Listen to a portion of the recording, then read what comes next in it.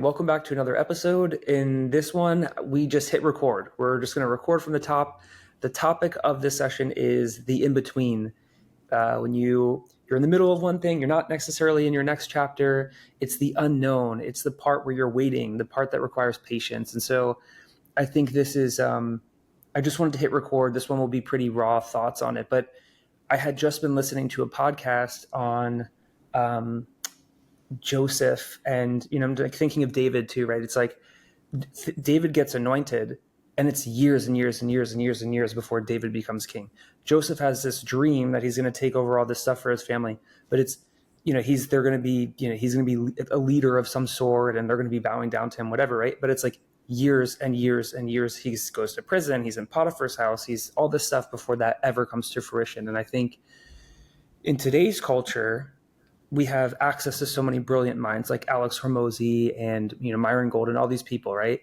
And there's so much like hustle and grind culture. And I think there is what gets lost in that is the art of patience.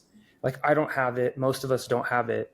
And I think if you think back to yourself or anyone in your family that's had like a medical diagnosis where it's like, you're unsure, you're getting a biopsy, there's some kind of thing going on, right? It's like the most painful part of it isn't actually knowing, because then you can come up with a plan. It's like the in-between of like when you realize there's a problem, but you don't know what the problem is. It's like that part is always the most painful. And so I wanted to, Mike, you were going down this route before and I cut you off. I'm like, let's just record this because I think so many people struggle with this. And like, I've never really heard Alex. I've never really, people will say, be patient. Like, what does that mean? What does that look like? Like, there's not a really good roadmap for how to handle it. And I think because you and I are going through it right now, I thought it would be a good inflection point to like inject some thoughts and just explain what this looks like, what it feels like, so people can identify it. And then how do they handle it, which maybe we can get to at the end. But yeah, why don't we start there? What are your thoughts on it? Where are you at in this process? Am I just speaking for you? You're speaking for me. However, it is a feeling that I'm actually going through. But what's interesting now, just reflecting on that patience, is like there's seasons of life where you have work, right? And then you've got your normal life. And for the last like 5 months or so, I felt like the work life was top priority, and there was a lot of waiting and patience required for that. But now the lens is kind of shifted to personal life, right? Some of us, we've got team members, right? We're like relocating. Some of us are relocating cross country. We're unloading houses, trying to rent houses, things like that. And it's amazing to me that like, it's the fallacy of there's always going to be something else to worry about, no matter what's going on. Even if everything with your business is smooth, everything with your housing situation is smooth, you're going to find something else that's not ideal, or that you're waiting on, or it isn't coming to the timing that you want it to be. And I think that brings some peace of mind, realizing the fallacy that we're always going to be worried about something, because that's just how it goes. If it's quiet, you're going to just change the lens to something else. So with that said, you're not definitely, right now it's the personal stuff of the spring season, right? Of kind of going through the personal parts of waiting and, relocating cross country, being patient for that. So just for context for people listening, usually we like to keep it really transparent. Insta here, the company's relocating in an effort to like really just hit 2025 and 2026 hardcore and expand the customer base and really just grow the company to something massive that can provide jobs and just hit the next level of growth in terms of elevating our clients and elevating their experience. So that's what Mike is talking about. And it's interesting. There are different types of waiting, and certainly the idea of seasonality is, I think, pretty well understood. We as humans understand it just because we go through like literal weather seasons. But unlike other animals in our environment, like butterfly or whatever, right, or like even bears or whatever, we don't hibernate. Like we don't just go into our little cocoon and just like turn down and like chill out for like 3 months or whatever like that. It's not something that we're so exposed to. like you see job loss or whatever, you see um, mental illness or just stress, or like people have mental health, where it's just too much and they need to step back from something. But like, we don't really have that outlet as humans. I think sometimes it's like, in the way that like, literally the butterfly analogy is so cool, right? Because caterpillars are kind of like disgusting and weird and creepy, and they like just the way they move around. And then, some of them are furry, some of them are like skin, like, feeling and whatever. And then they turn into this like really totally transform into something completely different. And I think when you're flipping chapters in life, it can be like that. But in our case, it's pretty awesome because it's cool. It's like we're bringing the team together, and that's exciting. It's something positive to look forward to. But there are also seasons of waiting where it's like, the news isn't going to be great. And like what's on the other side it's different flavors of bad. An example of this was like the medical thing. Um, Mike, the property manager of this building. He's a good friend of both of ours. He had a heart diagnosis a while back where he was just getting blood work done, and he was so close to having a stroke, just getting blood work, that he literally had to stay in the hospital for a week.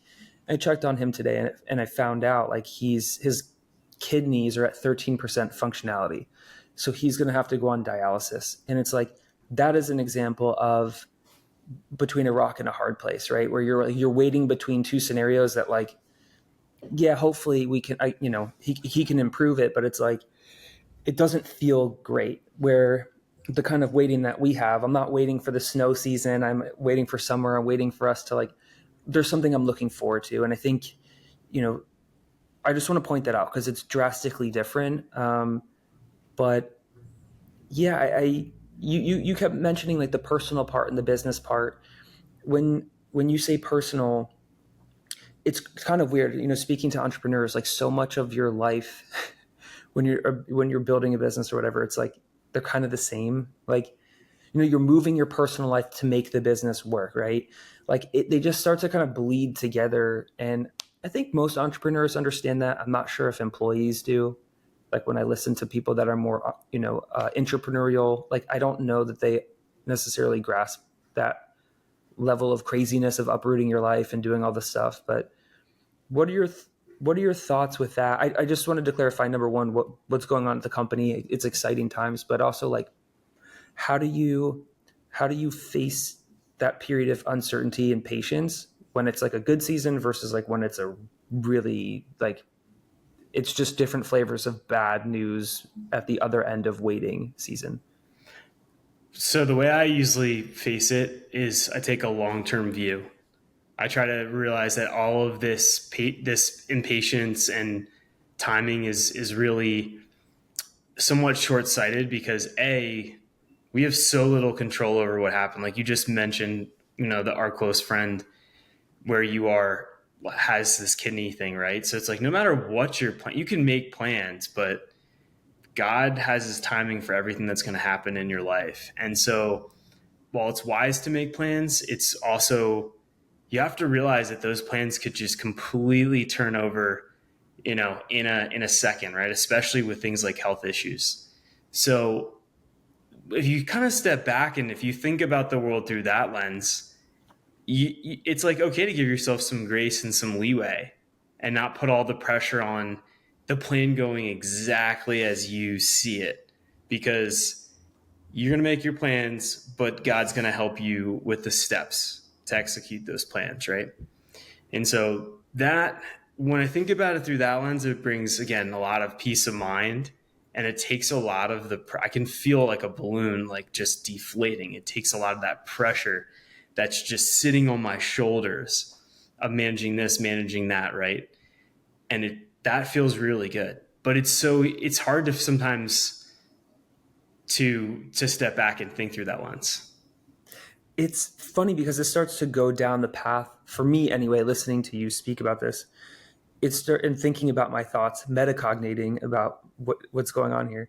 It starts to bring me to this conversation I come to with my your previous coworker, my stepbrother Josh, who probably will listen to this video because he's actually been listening to quite a few of our videos. And it's like we had this long conversation on free will, God giving us free will versus this predetermined thing. And when you look at Joseph, I think the hardest thing for people as a whole to grasp is two truths that are true simultaneously, but seem like they're contradictory. So like, I personally find that both seem to be true at the same time. I think we do have free will.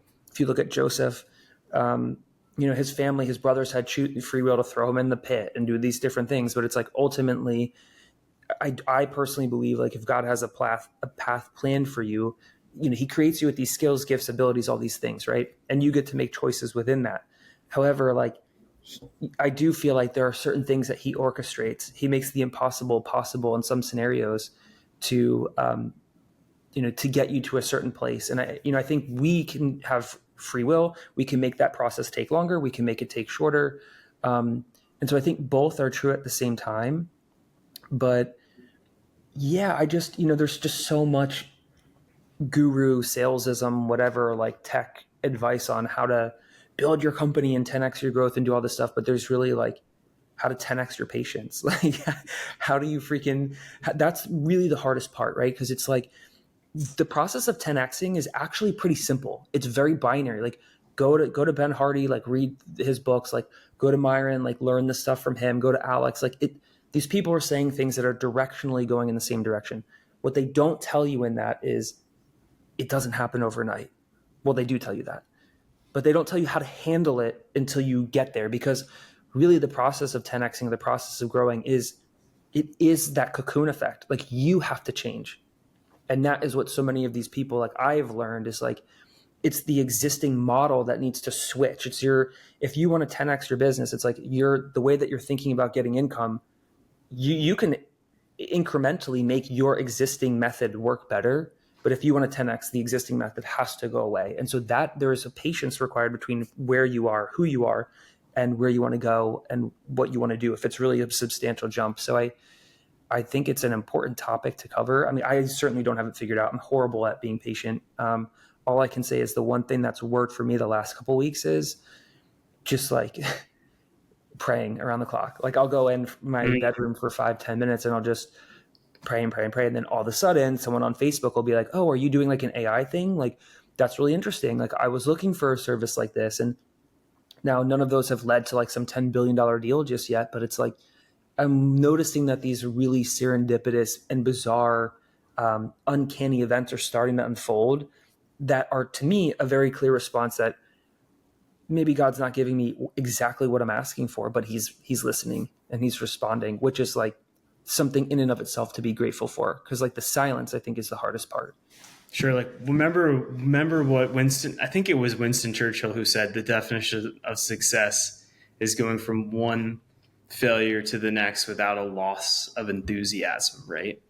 And that is so true in starting a company, right? Like, we were really lucky to have some really strong momentum from when we pre-sold this product largely, right? Before I had built anything. So that momentum was really strong, but it was like kindling that got the fire going, but it was a couple months of like blowing on the fire to be like, okay, I'm ready for this. I'm ready for the other cardboard here and other paper to kind of catch flame and start lighting these bigger logs that I've spent some time building, right? And so it's just amazing how you do have to be really patient, because you only really lose if you give up, right? But I want to double click, if we can, on the 10x concept, because I read that book. I think it's an excellent book. And I love the examples that Dr. Benjamin Hardy provides in the book around, scenarios of specific people using that framework to, go to the next level, right, with their business. Do you think, though, right now with where we are, I mean, call me out if you don't agree on this, but I almost feel like before you can even think about 10xing a business like Insta here, my thoughts are like, just get it to be stable, just get it to be like to a good point where like now you're actually looking around at like you've got a really good trajectory, you've got a really clear path forward in terms of the self-funding, bootstrapping the company, you've got income that's covering everything, etc. Then I feel like that's when you want to pause and be like, okay, how do we 10x it from here? right? But like, how do you 10x something that's nothing? You can't, right? Because 10 times zero is zero.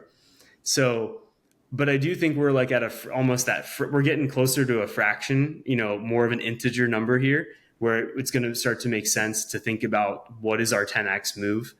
But right now we're not even there yet. And so it's, again, it's just kind of like sitting around that fire and making sure like you're huddling around it, making sure the wind is blowing in the right direction to just get it just to get it to stay alive. That's where I feel like the first 6 months of a business, that's what it feels like to me. At least a software business where, it's not like you just open up a store and, start selling physical goods.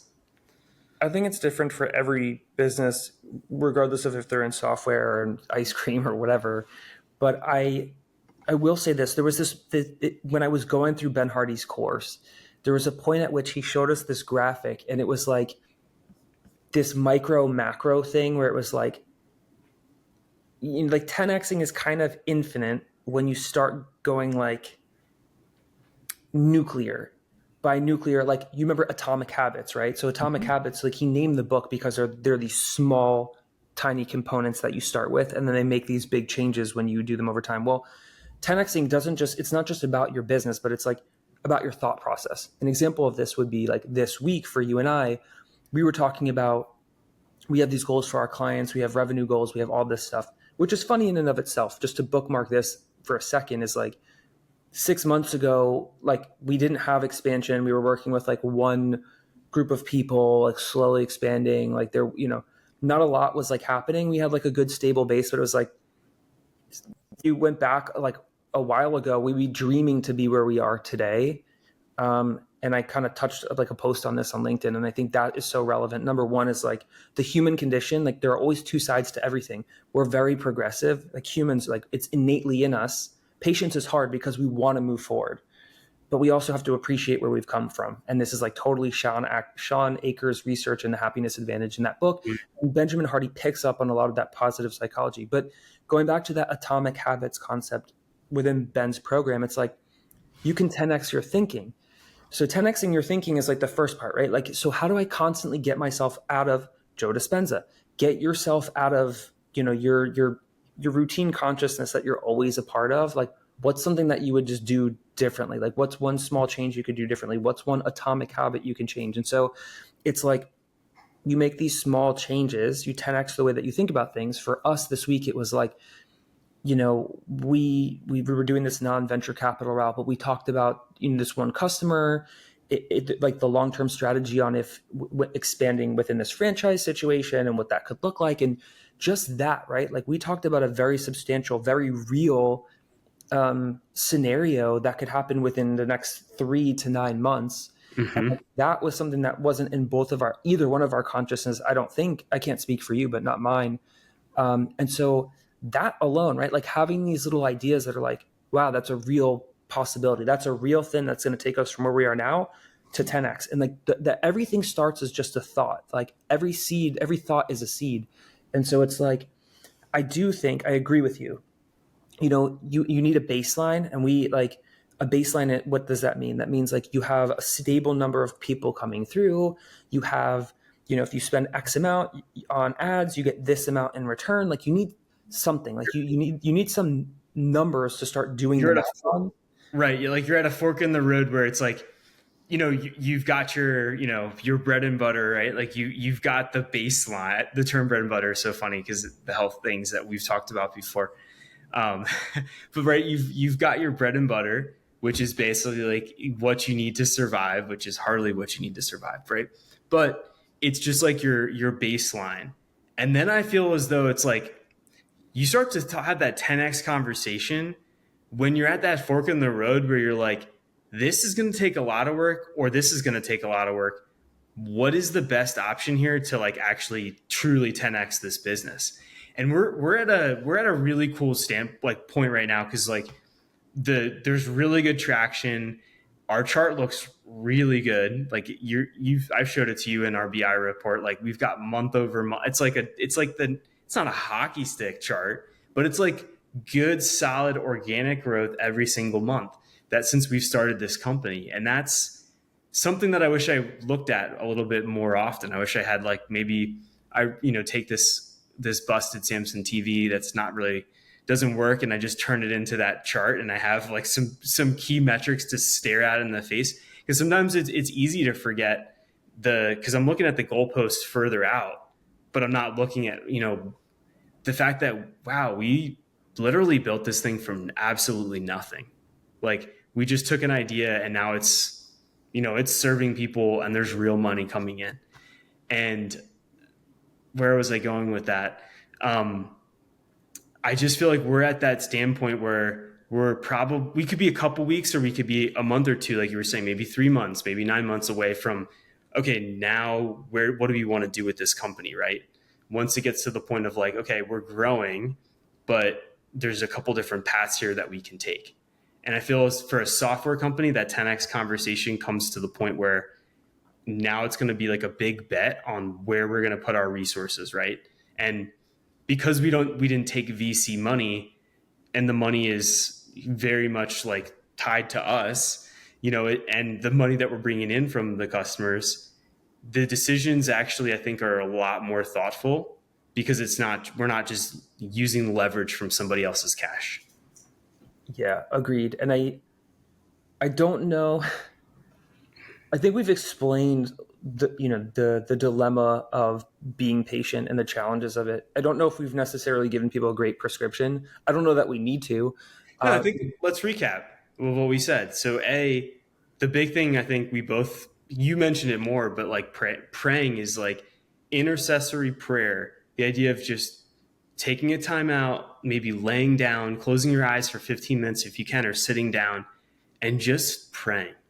Just pray to God, tell him what's on your mind, and instantly, whether or not you might not get the answer right away, but you're going to feel a lot better that you are building that relationship with the most important relationship you have in your life that you should be working on, is that.